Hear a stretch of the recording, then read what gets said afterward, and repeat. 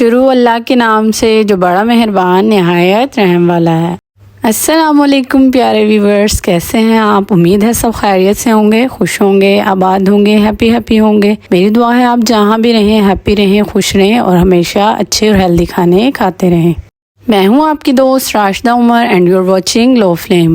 آج بھی ایک بہترین سی ریسیپی کے ساتھ آپ کی خدمت میں حاضر ہوں، تو میرے ساتھ رہیے گا، اور اگر ابھی تک چینل کو سبسکرائب نہیں کیا تو فوراً سے چینل کو سبسکرائب کر لیں، شکریہ۔ تو چلیے آئیے آج کی مزیدار سی ریسیپی سٹارٹ کرتے ہیں۔ آج ہم بنانے جا رہے ہیں بہت ہی مزیدار اور یمی سی انرجی ڈرنک، جس کے لیے میں نے 2 کپ کے قریب دودھ لے لیا ہے۔ دودھ میں نے کڑھائی میں ڈال لیا ہے۔ جی ہاں، 1 کپ کے قریب اس کے اندر ہم پانی کا ایڈ کر لیں گے اور اس کو چولہے پر چڑھا لیں گے۔ یہاں پہ میں اس کے اندر 2 الائچی ایڈ کر دوں گی، جن کا منہ میں نے کھول دیا تھا، تاکہ جو اس کی خوشبو ہے وہ دودھ کے فلیور کو اور مزیدار اور دوبالا کر دے۔ بس جی، یہاں پہ اس کے اندر ہم نے تھوڑا سا ملک پاؤڈر ایڈ کرنا ہے۔ میں تقریباً 2 سے 3 ٹیبل اسپون کے قریب اس کے اندر ملک پاؤڈر شامل کر دوں گی۔ یہ دیکھیں، اس طرح سے آپ نے اس کے اندر ملک پاؤڈر شامل کرنا ہے اور اسپیچولا کو چلاتے جانا ہے۔ جی ہاں، یہاں پہ ہم شوگر ایڈ کریں گے۔ شوگر آپ اپنے ٹیسٹ کے اکارڈنگ ایڈ کیجیے گا، اگر آپ کو زیادہ پسند ہے تو آپ زیادہ ڈال لیجیے گا، ادروائز 3 ٹیبل اسپون اس کے لیے بہت ہے۔ یہاں پہ بس آپ نے دودھ کے اندر ایک بوائل آنے دینا ہے۔ جب دودھ میں بوائل آ جائے گا تو اس کے اندر ہم ڈالیں گے کارن فلاور، جو کہ میں نے دودھ میں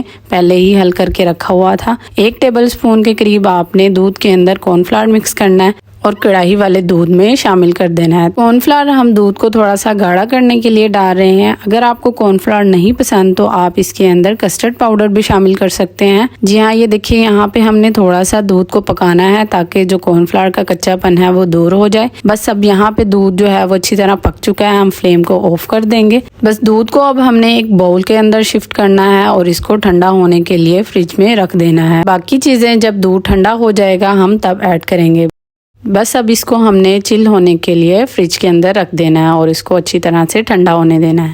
جی ہاں، یہاں پہ دودھ جو ہے وہ ٹھنڈا ہو چکا ہے، اس کو ہم نے فریج سے نکال لیا ہے۔ بس اب ہم نے دوسرے سٹیپ کی طرف جانا ہے۔ سب سے پہلے ہم اس کے اندر ڈالیں گے سابودانہ، جی ہاں، جو کہ ہم نے بوائل کر کے رکھ لیا تھا۔ یہ ہمارا مین انگریڈینٹ ہے، اس سے دودھ جو ہے وہ بہت ہی ہیلدی اور مزیدار بن جائے گا اور بہت ہی طاقت آموز ہو جائے گا۔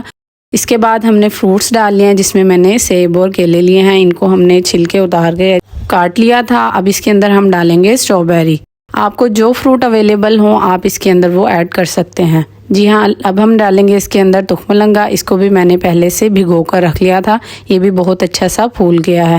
اب ہم ڈالیں گے اس کے اندر جیلی سے یہ بہت ہی مزے کا فلیور دے گا انشاءاللہ تعالی، اور بہت ہی کلرفل اور بہت بہترین لگے گا، اس کو ضرور ایڈ کیجیے گا۔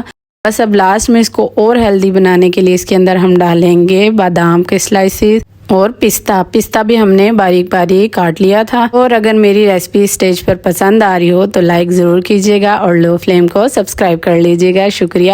اور کومنٹ میں اپنی رائے کا اظہار ضرور کیا کریں، شکریہ۔ جی ہاں، یہ دیکھیے ہماری جو ڈرنک ہے وہ بالکل ریڈی ہو چکی ہے۔ بس اب نے سارے اجزاء کو اچھی طرح سے مکس کر لینا ہے۔ آپ کو جو فروٹس پسند ہوں آپ اس کے اندر ڈال سکتے ہیں، سیزنل فروٹس ڈال سکتے ہیں۔ یہ ڈرنک اتنی ہیلدی ہے کہ آپ کی سارے دن بھر کی تھکان جو ہے وہ دور کر دے گی، اور انشاءاللہ تعالی آپ کے گھر والوں کو بھی ضرور پسند آئے گی۔ تو ٹرائی ضرور کیجیے گا اور مجھے دعاؤں میں یاد رکھیے گا اور اپنی رائے کا اظہار ضرور کیجیے گا۔ اور اگر چینل کو سبسکرائب نہیں کیا تو فوراً سے لو فلیم کو سبسکرائب کر لیں، شکریہ۔